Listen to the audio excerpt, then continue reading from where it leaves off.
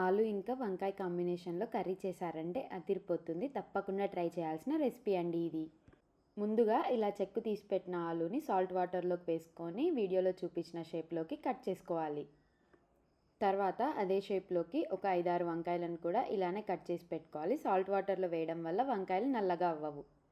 ఇప్పుడు కడాయిలోకి ఒక 1 table spoon దాకా ఆయిల్ యాడ్ చేసుకోవాలి. ఆయిల్ కొంచెం వేడైన తర్వాత ఇందులోకే పోపు దినుసులను కూడా యాడ్ చేసుకోవాలి. పోపు కాలిన తర్వాత ఇందులోకే కట్ చేసి పెట్టుకున్న ఒక మీడియం సైజ్ ఉల్లిపాయ, అలానే ఒక 2 రెమ్మల కరివేపాకుని యాడ్ చేసుకోవాలి. ఉల్లిపాయ లైట్ గోల్డెన్ బ్రౌన్ కలర్ వచ్చేంత వరకు వేయించుకోవాలి. ఇప్పుడు ఇందులోకే మనము రుచికి తగినంత సాల్ట్, అలానే 1/2 టీ స్పూన్ దాకా పసుపును వేసుకొని కలుపుకోవాలి. వేసుకున్న వాటిలోని పచ్చివాసన అంతా పోయేంత వరకు మీడియం ఫ్లేమ్లో కలిపేసుకోవాలి. ఇవి కొద్దిగా వేగిన తర్వాత ఇందులోకి 1/2 టీ స్పూన్ దాకా అల్లం వెల్లుల్లి పేస్ట్ని కూడా యాడ్ చేసుకోవాలి. ఇప్పుడు ఇందులోకి ముందుగా కట్ చేసి సాల్ట్ వాటర్లో వేసి పెట్టుకున్న ఆలు ముక్కలని యాడ్ చేసుకోవాలి. ఆలు వేసిన తర్వాత పెనంకి ఎక్కడ స్టిక్ అవ్వకుండా మొత్తం ఒకసారి కలిపేసుకోవాలి. ఆలుని సాల్ట్ వాటర్లో వేసుకోవడం వల్ల పెనంకి అంటుకోకుండా మనకు బాగా వేగుతుంది.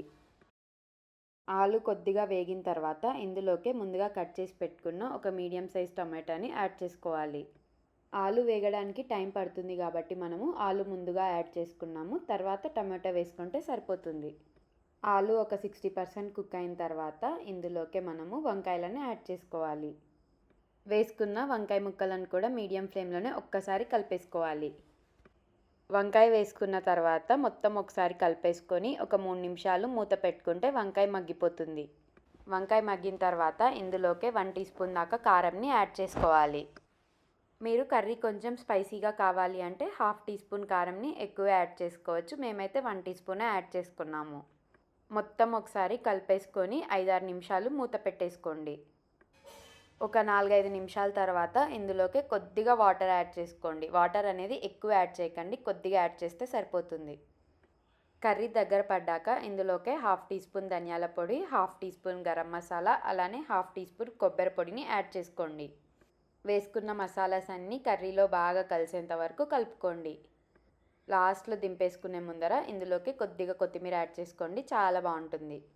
ఇలాంటి మరిన్ని సింపుల్ రెసిపీస్ కోసం మా ఛానల్ని సబ్స్క్రైబ్ చేసుకోండి. అలానే పక్కనున్న బెల్ ఐకాన్ని కూడా ప్రెస్ చేసుకోండి. Thanks for watching.